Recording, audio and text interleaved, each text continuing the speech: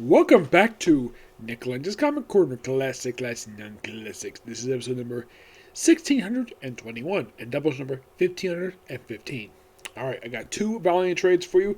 First up is the start of a new trade series. This is actually a sequel to Ninjak, Ninja K.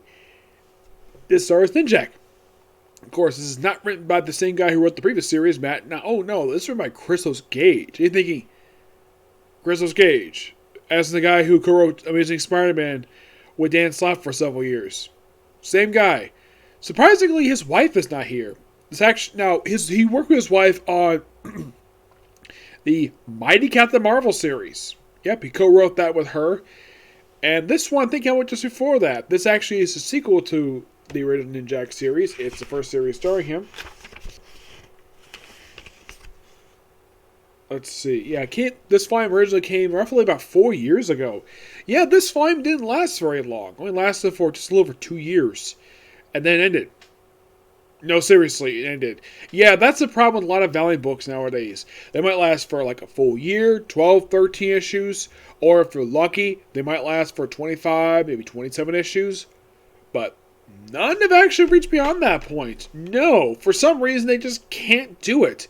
I mean, I've talked to Venditti about this. Even he thought it was quite strange that only X-Men of War, his X-Men of War, is the only book to reach beyond 30 issues. His book went to 50 issues and had one annual plus a few one-shots.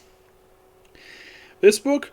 No, this is one of the more longer books, but it's longer than some of their books that this run for Valiant basically put out. Now, basically with this one, you have Ninjak, aka Ninja K, fighting Ninja J, actually no, Ninja C. Plus, the one thing really cool about this series is that we get a chance to explore the backstory of the previous ninjas. From Ninjas A, get a chance to explore his backstory in here. Like, basically a lot of time with the MI6 agency, which is really cool.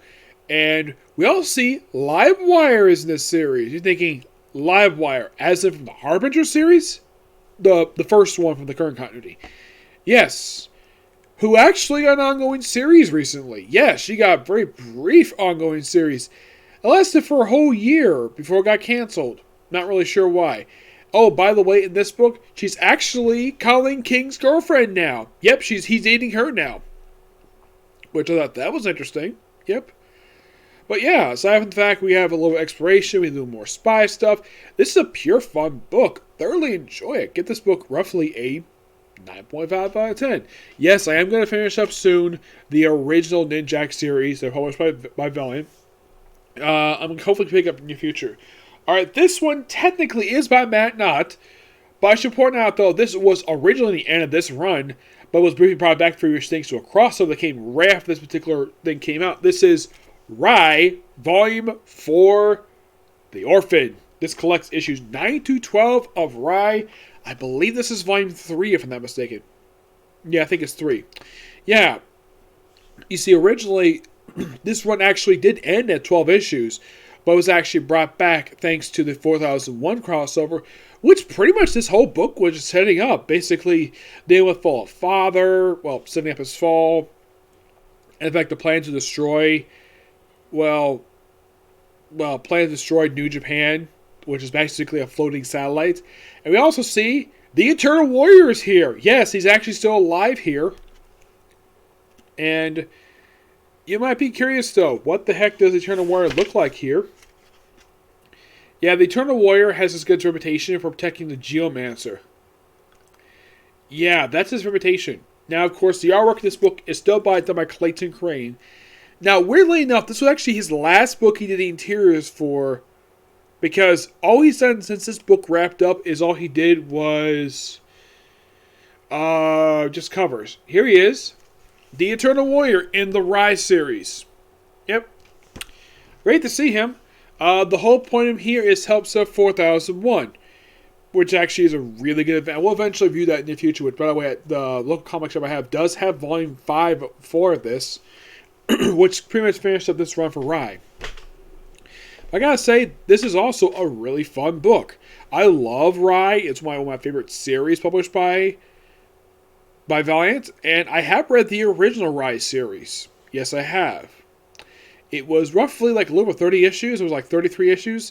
But for a brief period of time, it was Rai and the Future Force. That's what was briefly referred to as Story Issue 8. By the way, this book I give roughly a 9.5 out of 10. Yes. It's a really good book. Now, you might be a little curious, though, in case you forgot I mentioned this. Who created Rai? Well, Rai himself is the creation of Jim Shooter and Paul Kurdick. His first appearance, Rai #1 from October 1981. And you're thinking, October 1981? That means this character is 30 years old now. Yep, around for 30 years. Which, that's actually quite cool. Yep.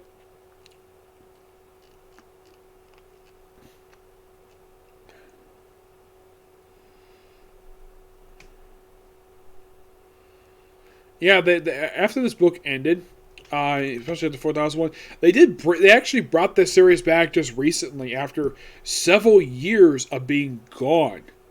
Yes, Rai was actually brought back as an ongoing series. Yes.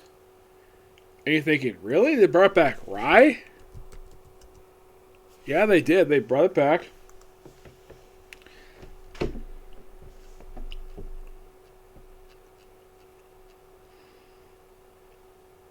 Which, after the series, basically, of course, 4001, there was a miniseries Fallen in War, which came just after that, which you could kind of say that miniseries did help set up the most recent Rai book, which is done by Dan Abnett. Which it gave Rai a complete makeover. Yes, for some reason, the current creative team decided to give him a complete makeover from the previous volume for the series. Yeah, I'm not really sure why. What was up with the makeover? It's kind of weird. I mean, he does look a little different, per se. Yeah, it seems like he got a slight redesign. And, excuse me, one thing at least got praise about this particular run is the fact that we had the same creative team for all of the issues. Yep, we do.